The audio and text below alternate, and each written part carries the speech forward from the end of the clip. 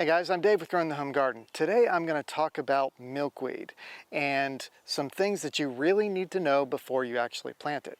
Now, over the last several years, you've probably heard a lot of information about how important it is for monarch butterflies and other pollinators. And as you can see, if you look really close, there's a ton of pollinators on these plants and they smell really nice. It's like a sweet honey type smell when they're in bloom. But they are the food source for the monarch caterpillars.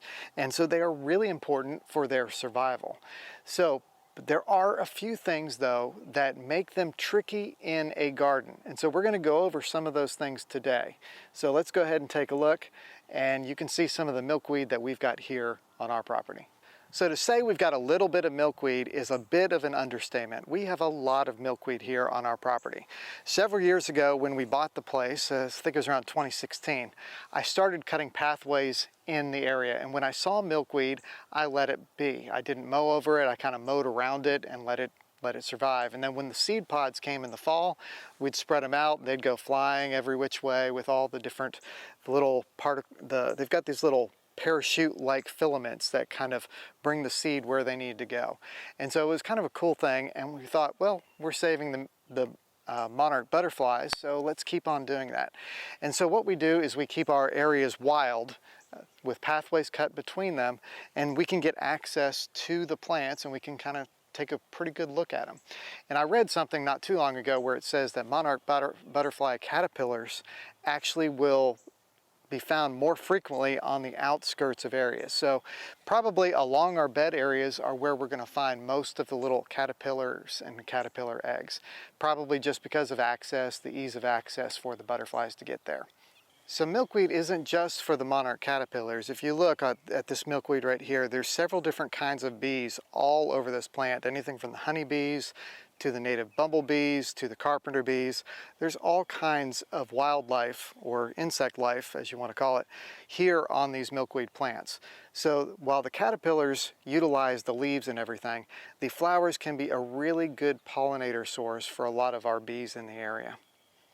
As the caterpillars ingest the leaves, they bring the poisonous quality of the milk sap into themselves, and then when predators go after a monarch butterfly, they don't really like it, okay? They kind of makes them sick.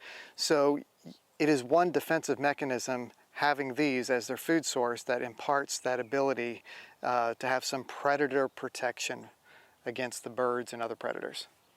So what you might notice about the milkweed is the size. These are probably 4.5 feet tall here in the front, and there's some taller ones over there that are probably around 5 feet tall.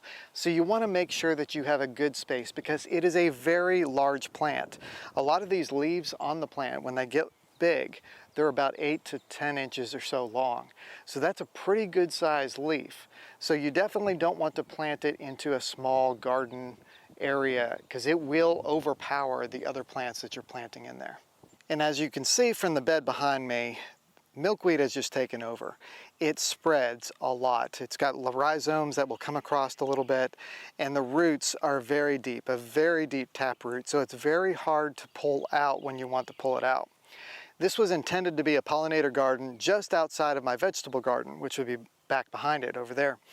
And it has completely been overrun with the milkweed, which is good to some extent, but I wanted to have a variety of other things. I actually have like catmint planted.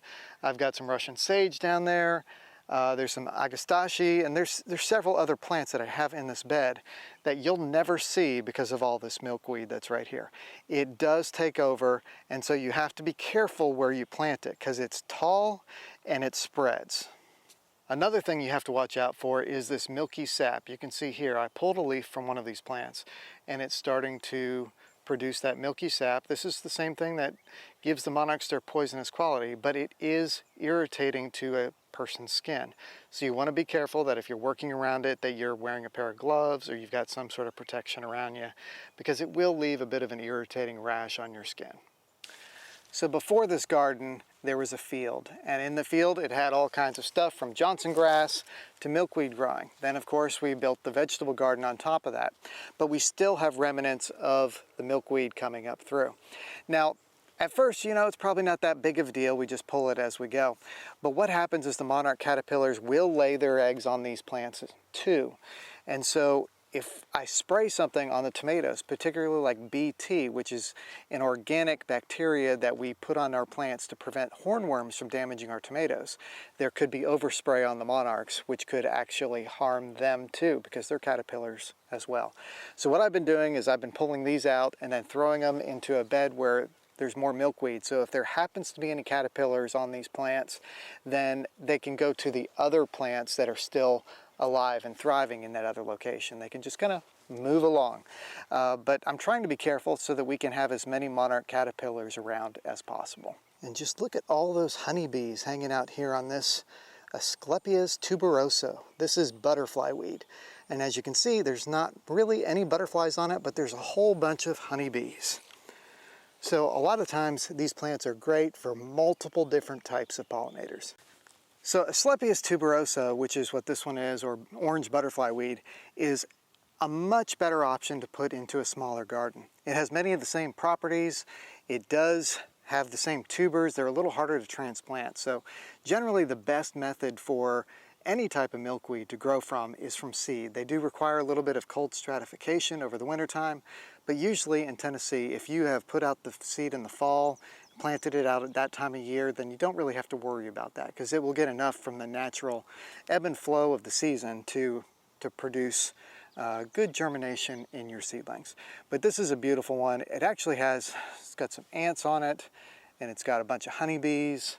I'm looking to see if there's anything else, but they look really happy hanging out on this orange butterfly weed. And it's a great color too, especially when you live in the state of Tennessee. So here's one of the butterflies that we have raised in here. What tends to happen is that we find a caterpillar that's in a problem area, like maybe it's laid its eggs in the vegetable garden and we want to save those. Then we bring them into this container and they hatch, they create their chrysalis, and then probably about 14 days later or so, they emerge from the chrysalis and hang out here. This one emerged yesterday, and so it is ready to fly away from its container right now. And sometimes what does happen is we don't see an egg, and so when we bring extra milkweed to feed the caterpillars, they end up having extra caterpillars come along for the ride. So we've got about 6 or 7 that we've raised through this container this season. So by all means, grow milkweed or butterfly weed if you've got a spot for it, because it's great for the pollinators, it's great for the butterflies. But remember, it does need to be in a spot that's large enough to handle it.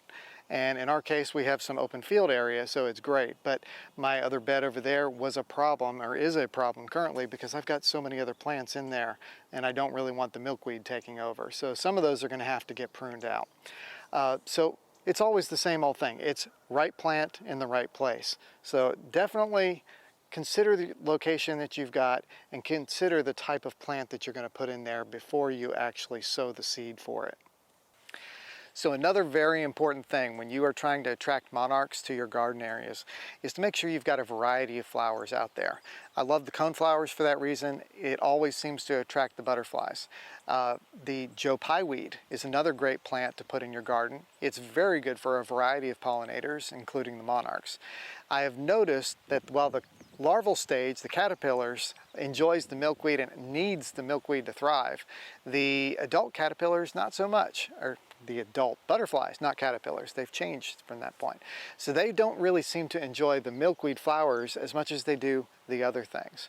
So it's an important thing to consider that you have a variety of different flowers for those adult butterflies to enjoy, because if you can't attract adults here, you're not going to have the eggs or the caterpillars in the area. So just plant a variety of plants and eventually you'll end up with some monarchs around. So hopefully this video gave you a little bit of good information on planting milkweed and a couple of the different types of milkweed. You want to be very careful that you don't plant it in the wrong spot, because it can really take over. But there's definitely some options if you've got a smaller garden like this butterfly weed right here, which is attracting a bunch of different kinds of pollinators right now. So it's a really good plant to have around. Plus it's got a really great color. Did I say that before? Here in Tennessee, this orange is like the best color in Tennessee. So anyway, I'm Dave with Growing the Home Garden. I appreciate you watching. We'll catch you next time here on Growing the Home Garden.